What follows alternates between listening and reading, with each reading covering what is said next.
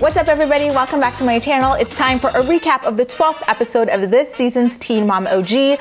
We start off with it being Ryan's wedding, and the very sober groom and his teeny bopper wife cannot start drinking too soon. Mackenzie mentions to her friends that she looks forward to hearing Ryan's vows before we switch over to him telling his groom's party that he doesn't care too much about his vows and that he'll wing it while at the altar. How romantic. We quickly move over to the wonderful world of Farrah, where her mom Deborah and her Valley Girl accent call her fiance Dr. David to show off a sign that counts down the amount of days until their wedding. Actually, Dr. David called Deborah to wish her a happy birthday, and she brings up the sign, and as soon as she brings it up, he hangs up on her almost immediately. He's like, all right, that's great, gotta go, a doctor's coming to talk to me. And I felt like that was awfully convenient, considering way earlier in the season she had mentioned counting down the days until their wedding, and he literally said that he didn't really care too much to do that himself. So it seemed to me more like he's kind of irritated with her being a groupie over this whole wedding thing. And I shouldn't even say groupie. A bride has the right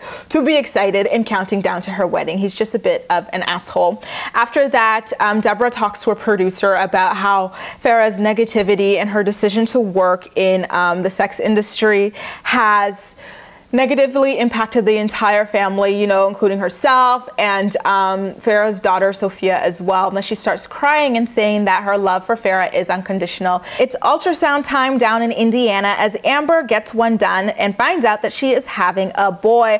I wonder, as I was looking at that ghastly baby Leah tattoo on the left side of her stomach, whether or not she was going to dedicate the right side to this baby boy that's about to be, here soon. Absolutely atrocious. Andrew cried with happy tears at the news. He mentioned that he thought he was going to be having a girl because his family is full of girls. And Amber mentions that she's excited to break this news during Leah's birthday party, which I felt like was an extremely bad taste, considering the fact that she doesn't even really hang out with Leah too much.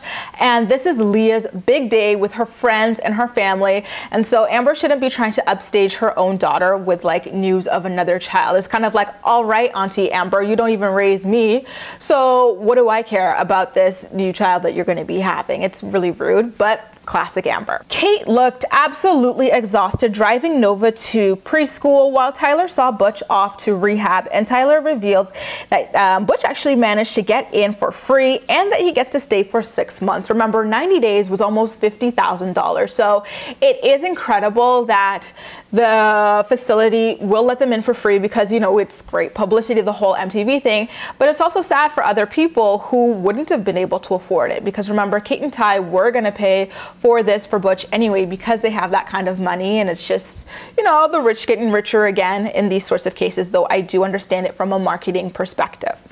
Back in Deborah's world, she asked Sophia whether or not she wants to attend her wedding again, and Sophia suddenly says yes, and says that she already told her yes before, which I was kind of like, where did this come from? How come there was no context provided or anything like that? I really do wonder what changed, between Farrah and Deborah.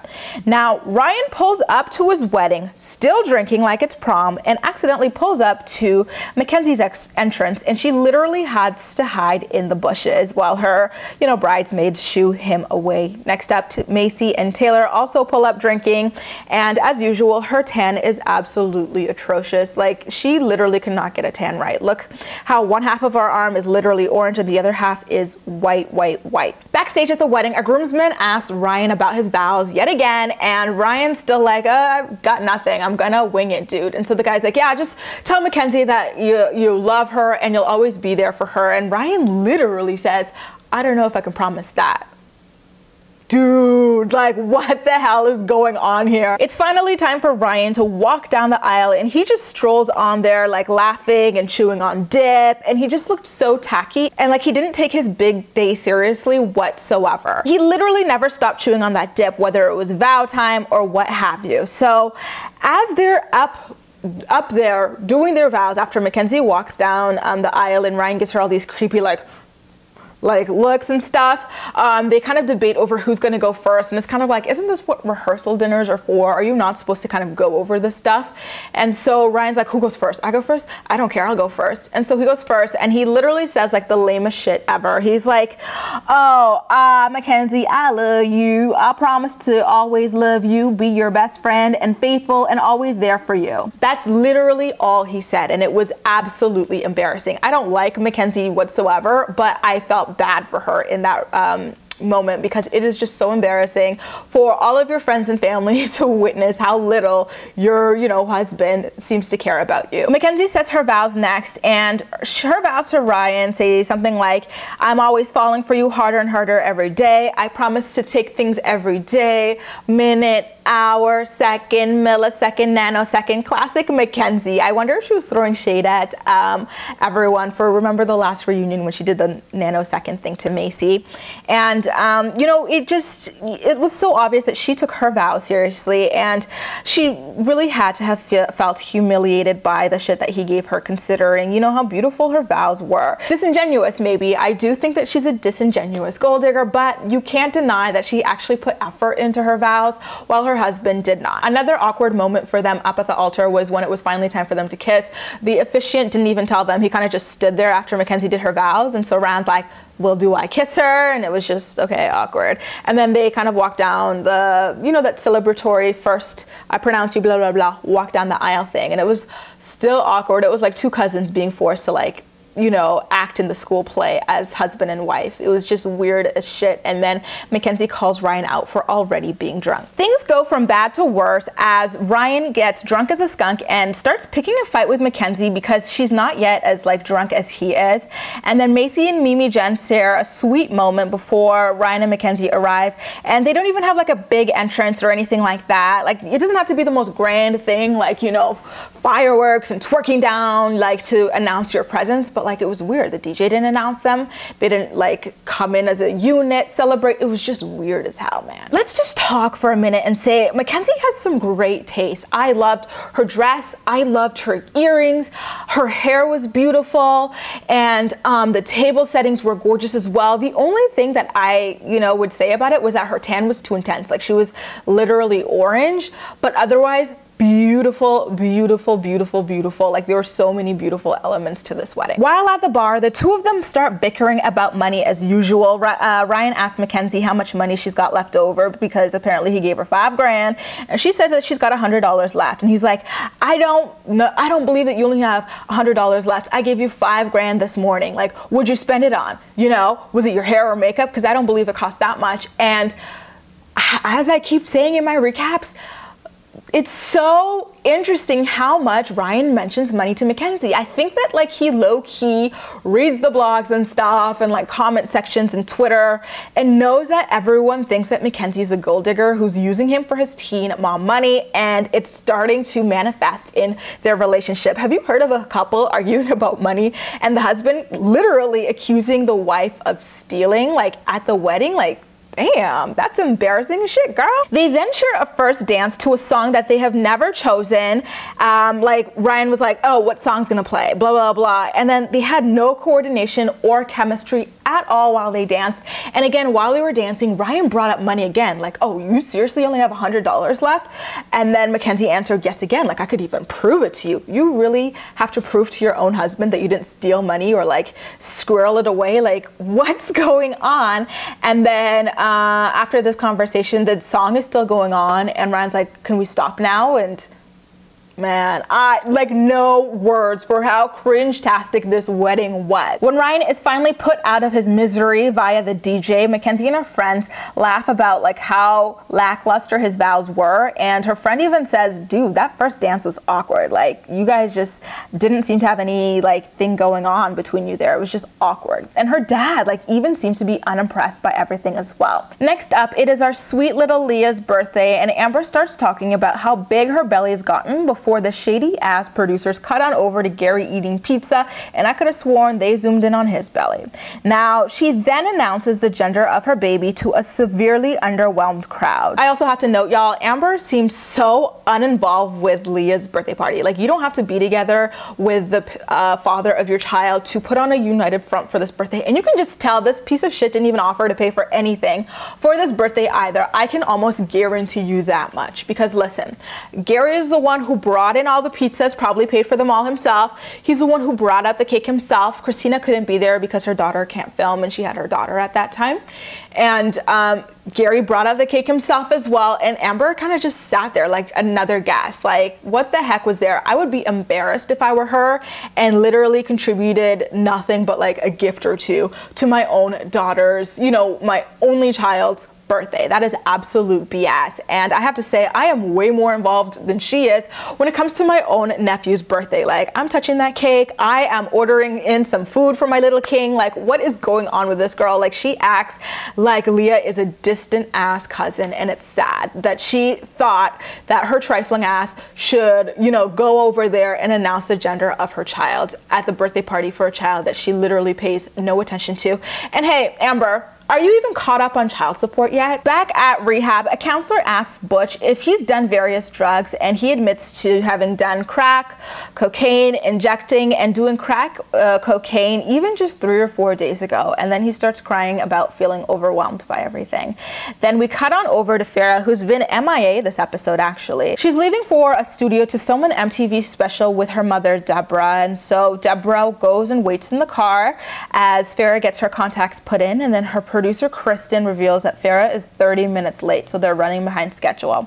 Farrah finally comes down, and when she opens the door to the car and discovers that her mother Deborah had been waiting there all that time, she calls for her producer Kristen and starts off by saying, "Kristen, first of all, you know I don't like you, but you need to get along with people and stop causing drama and problems in my life. And if you're not going to do that, then you need to just stop working with me and stay out of my way." It is so crazy to me that there are people who have been raised to believe that it's okay to talk down to other people and to just treat them like shit. Like, it is absolutely insane what this reality TV camera has done to this girl. I mean, she was already trash from jump, but like, it has really, really emphasized who she is at the core of her being, and it's pathetic. So she then rolls up her window as Kristen responds and drives away, and Kristen and the other producer then just kind of laugh at how psychotic Farrah is. I'm pretty sure that's all you can do sometimes when it comes to her. It's now time to cut the cake at Ryan's wedding, and it turns out that Ryan was not involved in that either. Surprise, surprise. He literally stands there and asks Mackenzie what flavor the cake was and how much it cost. Like, this wedding has to be like top 10 most pathetic things I've ever seen, like, in my life. Not even just in Teen Mom, but in my life. This is so embarrassing, Mackenzie. Like, you driving your strung out high-ass husband passed out behind the wheel, like from the passenger side to your first wedding, was embarrassing enough, but this just like escalates that. Like, I really didn't think it could get worse, and yet here we are. As this was going on, a drunken Ryan's mom, Jen, and Macy have this really sweet conversation about how, you know, they want everything to be good between them. Macy's like, you know, you're still my mom, and it was so sweet, but oh my God, Mackenzie's dad in the background just wouldn't shut the hell up as the two of them were talking. Like, he was just there in the background like, like, dude, shut up. These two people are in a deep conversation, and like, it's obvious that maybe Jen wishes that it was Macy who was the bride here, because she paid your ass dust. Things actually take a turn for the better when Ryan's dad, Larry, takes the microphone and thanks everyone for coming over to the wedding. And Ryan continues to drink his face off as Larry starts crying before announcing the importance of friendship and saying that Mackenzie is... and telling Ryan that Mackenzie's going to be his best friend who spends his money and kicks his butt when he needs it and is always going to be there for him when he needs it as well, before acknowledging that he married his own best friend in Jen, who was crying. They're so cute sometimes. Guys, how funny is it that the only time that Ryan took his wedding seriously and even showed a hint of emotion, like he literally cried, was when his dad gave a speech. It just goes to show how much Ryan loves his dad and tolerates his wife. It was absolutely crazy, because from then on, it seemed that Ryan kind of sobered up, not literally like I'm no longer drunk, but like, you know, in the sense of coming to and understanding the gravity of, you know, the commitment you just made in front of your friends and family. And it was a sweet moment between everybody. Now, back at the Spite Farm, the enforcer, Gary, and his wife, Christina, recap Leah's birthday and reveal that Leah doesn't have as much to say about Amber being pregnant with a brother, despite the fact that Leah always wanted a baby brother and that it was on her Christmas wish list as well. They say that Leah only wanted a brother from them because they're her family and she hardly sees Amber. Remember, Amber went from only seeing Leah once throughout the entire summer to trying to see her more often to put on a front for Andrew that she was a good mother when he started visiting her in Indiana, but they blow up her spot yet again and say that she actually hasn't been visiting Leah that much again since she's gotten pregnant. It's time to say goodbye between Butch and Tyler over at rehab, and they both cry, and it was so heartwarming. I even shed a little thug tear myself. Now guys, that wraps up the episode. It was a bit abrupt switching back over to a really short scene between Tyler and Butch, but it was a sweet way to end it, and I really do hope that Butch gets better considering addiction seems to have been a lifelong thing for him. And he did go through a lot in his life. But when the hell are we going to see Farrah get fired? Because they teased it as if it was going to happen this episode, and now they're teasing it as if it's next episode. But I'm tired of my heart being played around with. I want to see this now. You guys, what did you think about everything that went down in the 12th episode of Teen Mom OG? Make sure to leave all of your thoughts and opinions in the comment section down below. And as usual, we'll chat. You can also like this video, subscribe for more. Feel free to share it with your friends as well, and follow me across social media where I absolutely love chatting with you. That's all for now. Thank you so much for watching, and I'll see you next time.